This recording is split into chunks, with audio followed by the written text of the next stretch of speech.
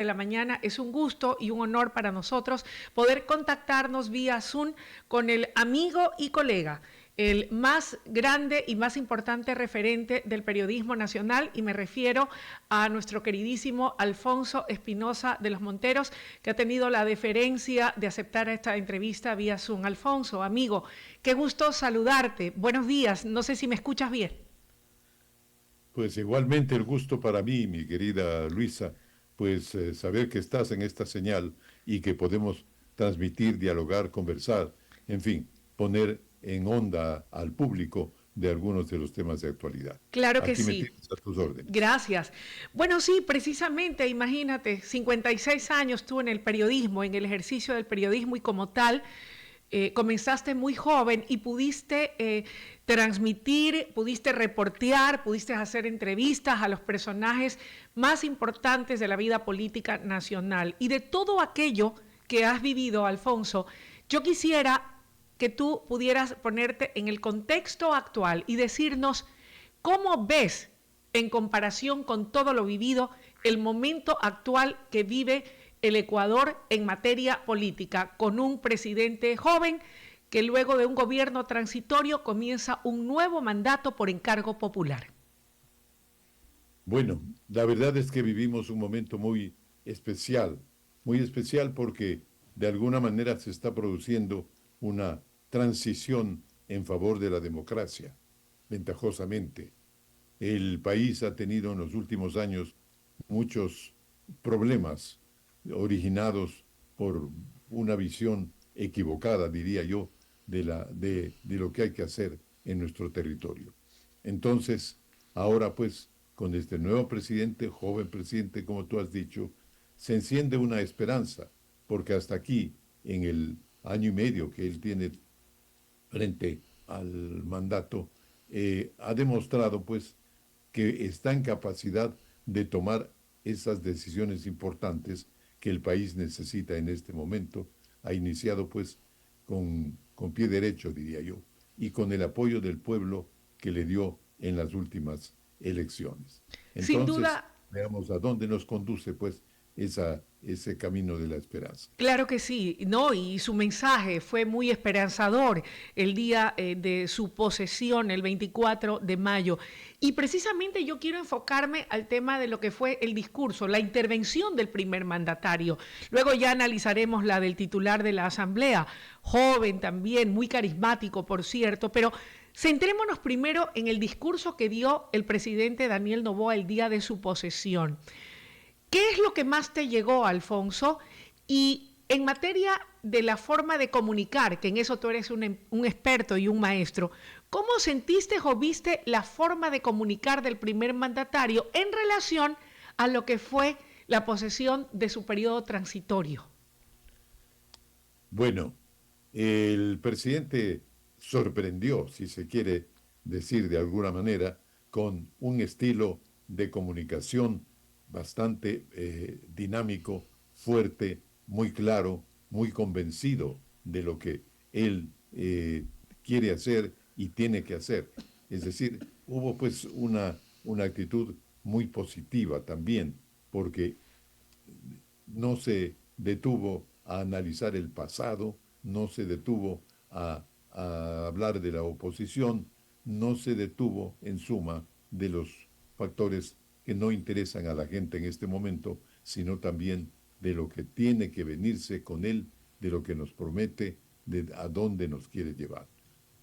Fue un contenido muy valioso en ese sentido, pero también un estilo de comunicar muy convincente.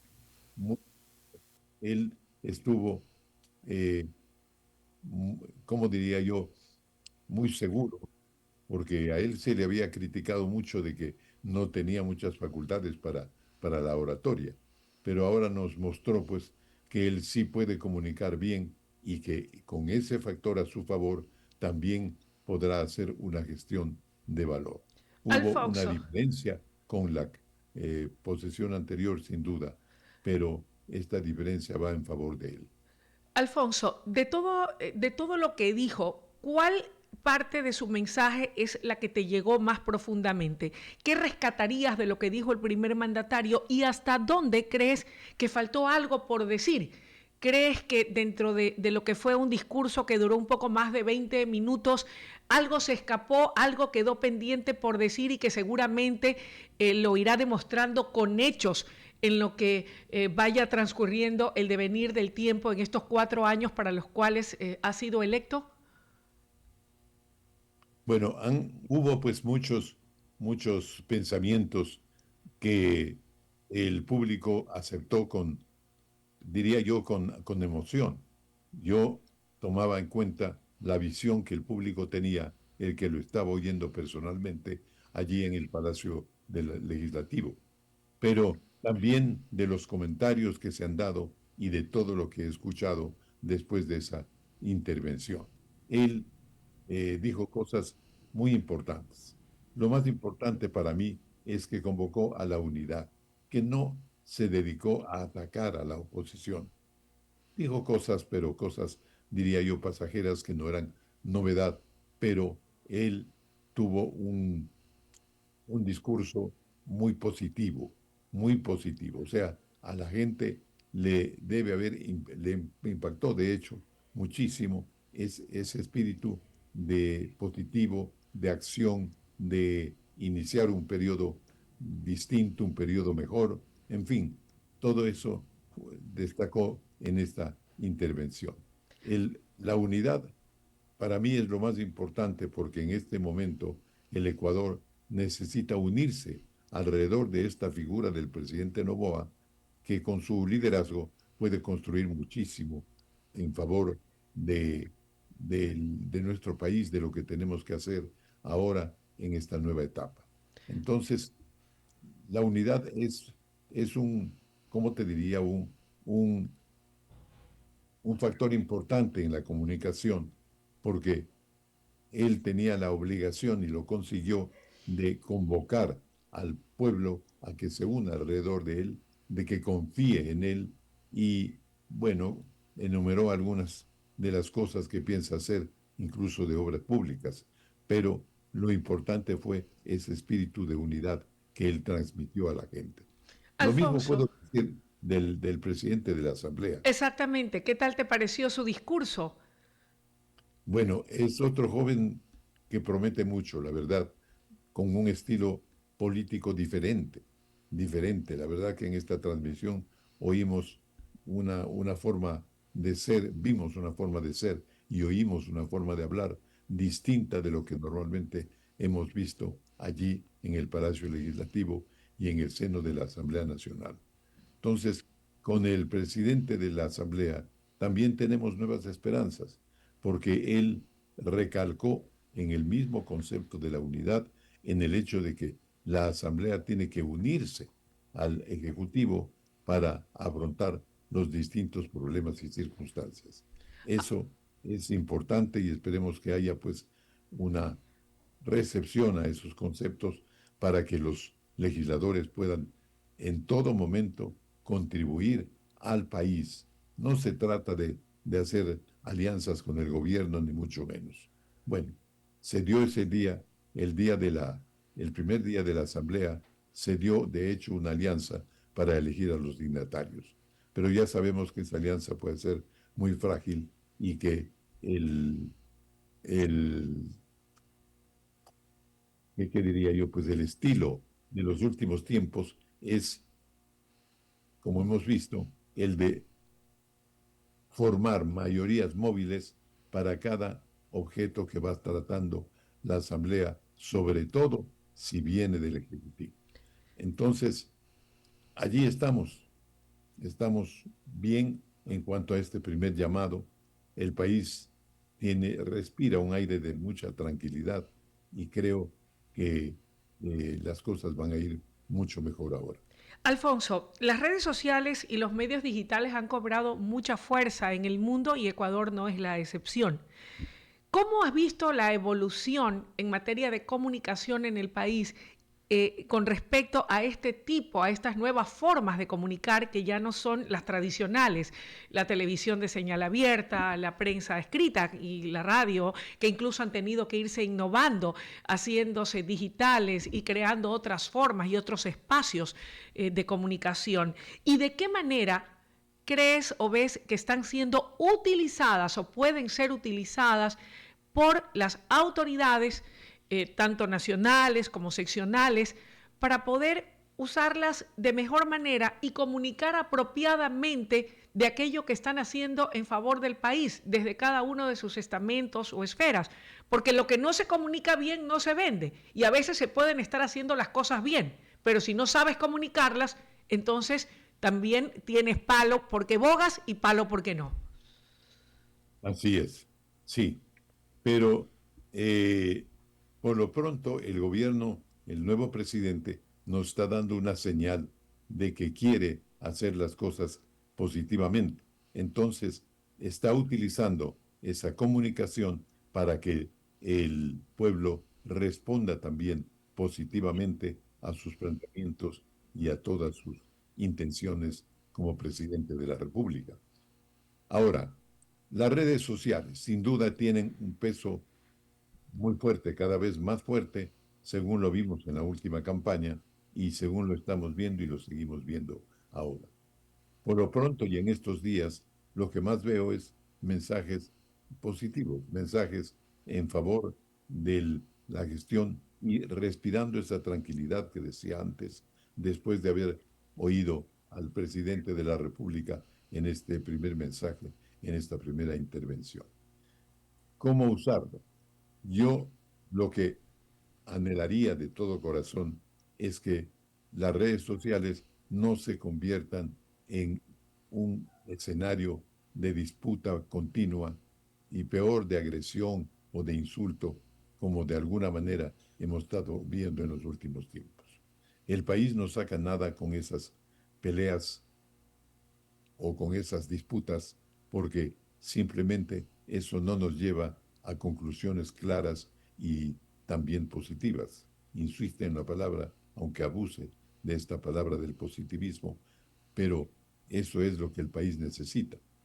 Este liderazgo que está ejerciendo el presidente Noboa, el que desde la Asamblea respaldará al nuevo presidente también, entonces promete, promete exactamente que tengamos menos peleas, menos discusiones vanas, que tengamos más bien acuerdos, que sea la época de los, mucho sería pedir consensos, pero al menos pedir acuerdos para los distintos y graves problemas que tiene el país. Por el momento, fíjate, hay un decreto que está tratando la Asamblea ya enviado por el presidente de la República, que ha sido criticado porque se dice que tiene 8 o 9 violaciones constitucionales. Puede ser, pero bueno, de ese tema podemos hablar un poco más adelante. Pero en todo caso, a lo que voy es que hay que verlo de fondo, lo que necesita el país ahora y lo que puede ganar con ese proyecto. Bueno, En ese contexto, estimado Alfonso, ¿cómo has visto el comportamiento de la oposición, que obviamente pues está representada por la Revolución Ciudadana en alianza con Reto desde el día mismo de la sesión inaugural? ¿Visos de qué has visto que se estén generando por parte de la bancada de oposición y qué podemos esperar de ellos? bueno, si le hacemos un llamado a la unidad, al partido de gobierno y al presidente de la República, entonces el mismo llamado tenemos que hacerle a la oposición. Hay que pensar en el país, es el momento de pensar en el país. La Revolución Ciudadana ha tenido dos fracasos ineludibles o muy comprensibles por muchos factores que tienen que ver más bien con las campañas electorales. En todo caso, el, la Revolución Ciudadana no ha logrado tener esos avances que tuvo antes cuando contaba con el apoyo de todo el pueblo. La revolución ciudadana debe ver ahora que el país está en otra línea, que no quiere seguir con este mensaje del correísmo que en definitiva ha sido negativo para el país. Entonces ahora debe adaptarse a la nueva situación, que no implica ceder principios ni siquiera, eh, no sé, actuaciones eh, de cada uno de los, sobre todo de los legisladores. No, tiene que ver de otra manera el país que estamos empezando, para que haga una oposición constructiva. Tiene todo el derecho de eh, criticar, de fiscalizar, y para eso tiene una fuerza en la Asamblea. Y está bien, y hay que hacerlo. Eso es la democracia. Pero esa democracia no puede ser la democracia de antes o la democracia de siempre. ¿Por qué? Porque la democracia actual, como estamos viendo, exige otros, otra forma de ser de los políticos y una visión más alta respecto a lo que es el país. En Alfonso, la democracia liberal, perdóname, sí.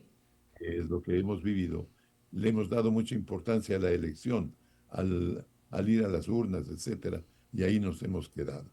Pero ahora tenemos que actuar un poco más convencidos de que con nuestro aporte las cosas van a ir mejor.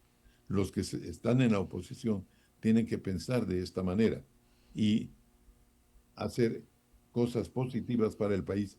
¿Para qué? Para que en el futuro ellos puedan recuperar su fuerza política también. Puede darse todo eso. Todo depende de esta actitud que la gente reclama. No lo digo yo por mí mismo, sino por el público, por la gente a la que escucho, por lo que leo, por lo que veo en las famosas redes sociales. Sobre todo, la gente quiere ver mucho más acción de parte de los sectores políticos del país, incluyendo la oposición. Una cosa es la responsabilidad de los actores políticos, del oficialismo, del gobierno, de la asamblea, donde hoy tienen una mayoría que esperamos se consolide, sobre todo para que puedan pasar leyes importantes que permitan apuntar hacia una modernización del Estado, a que podamos tener una normativa laboral moderna, acorde a los desafíos que demanda el país, que permita generar fuentes de empleo y con ello dinamizar la economía. Pero ¿qué hay del rol de la ciudadanía? Porque entiendo que nuestro compromiso como ciudadanos, y ojo, no me estoy refiriendo todavía al de comunicadores, pero como el de ciudadanos en su conjunto, solamente tenemos que ir y votar y decir, ya, aquí está, encargamos esta responsabilidad a las autoridades, a los 151 representantes de la Asamblea, al presidente y a su binomio, y allá, es asunto de ellos. ¿Qué tenemos que hacer nosotros? ¿Cuál es la responsabilidad del ciudadano? Bueno, el ciudadano en estos momentos tiene mucho que hacer. Ojalá se dé en el país una, ¿cómo diría?, rehabilitación de los partidos políticos, porque son los partidos políticos los que tienen la vía por la cual puede comunicarse la gente. La gente también tiene que ser crítica, tiene que ser constructiva, tiene que estar actuando y manifestarse con criterio.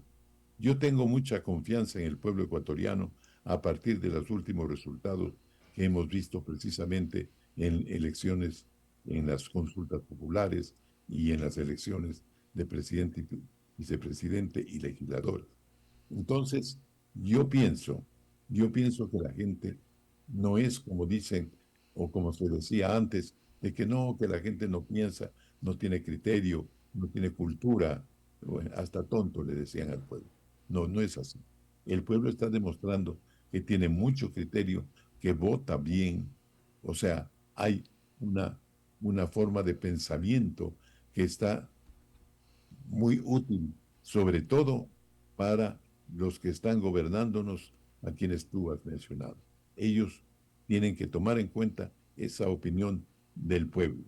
Y pensemos, por sobre todo, que si no actuamos nosotros, si no dependemos de nuestra propio criterio y no hacemos llegar a estas autoridades y no presionamos para que se hagan las cosas bien, entonces, ¿qué va a ocurrir? Que no vamos a dar esos pasos de transformación, de cambio que estamos requiriendo hace mucho tiempo. Alfonso, y en lo que concierne a la prensa, a los medios de comunicación, a los comunicadores, que somos los que hacemos la comunicación y trabajamos en los medios y somos los portavoces o la voz del pueblo.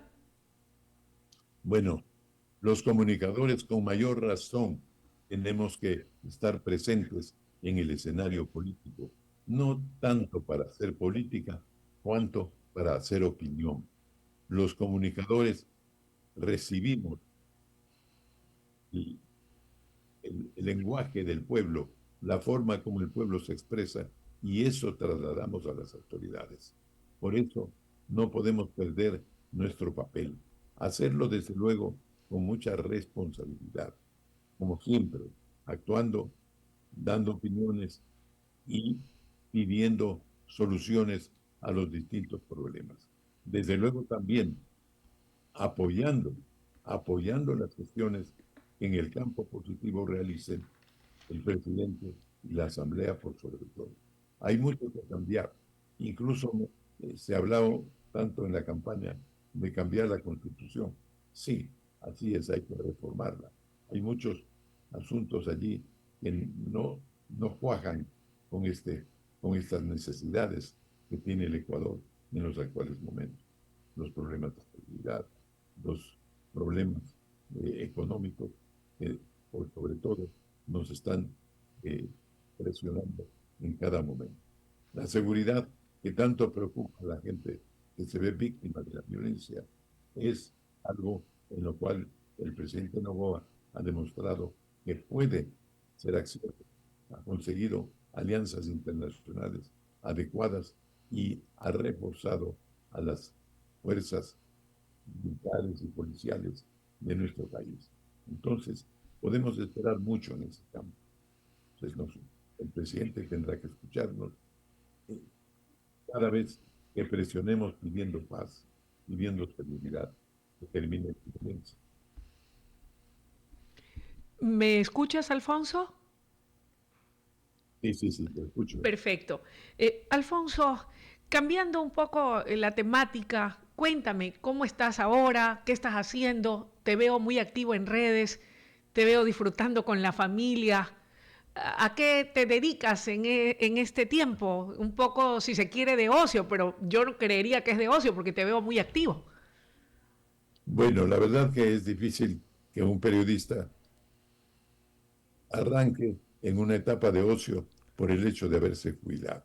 Yo en general pienso que mi jubilación me conduce a otra etapa, a otra forma de vida, a otra forma de acción, porque cuando uno se dedica solo al ocio después de haberse jubilado, pues está tranquilamente abriéndose camino hacia el final, y eso no puede ser. Hay que estar activos, sobre todo pensando en que el público que conmigo ha sido tan cariñoso, me ha apoyado en toda circunstancia, todavía espera de mí. Entonces, con todo el tino que corresponde, estoy haciendo presencia para que mis ideas se sigan difundiendo y para seguir apoyando a, a este proceso de unidad que aspiramos todos los ecuatorianos. Estoy en actividades normales, te diría yo, de, también que tienen que ver con el descanso. O sea, estoy preocupado mucho de estar activo porque la actividad es la que a uno le mantiene. Estar activo no solo en las redes. Hago mis cosas, escribo mis cosas, hablo. También mi vida personal ha cambiado mucho, puesto que ahora tengo más tiempo para dedicarme un poco a mi salud, a mi vigilarme. Estoy bien, felizmente, muy bien en todos los aspectos. Dedico mi tiempo a actividades, también hacer un poco de ejercicio, tú sabes, el ejercicio, lo importante que es, sobre todo cuando se llega a la edad que yo he llegado. En todo caso, estoy contento, mi familia la disfruto plenamente. Eh, Mis hijos, mi esposa, y lo más importante que ahora tenemos en familia es un nieto maravilloso, el primero nieto que hemos tenido y que nos da tantas alegrías. Todo eso lo estoy viviendo muy plenamente en esta nueva etapa de mi vida, Nuevos querida. proyectos, Alfonso. ¿Tienes algún nuevo proyecto? Ya que me dices que estás escribiendo, me imagino que estás escribiendo tus memorias. No sé, cuéntame, ¿extrañas la televisión? ¿Cómo sientes, cómo has manejado esa parte? Bueno, te cuento que yo ya escribí mis libros de memorias. Tengo 2 libros de memorias que circularon hace unos años y, y que tuvieron bastante éxito, te digo. Eh, Ahora se ha hecho un poco difícil adquirirlo porque no nos llegan, el libro se edita en Colombia y no nos llegan nuevos ejemplares. En las librerías se quejan mucho de eso.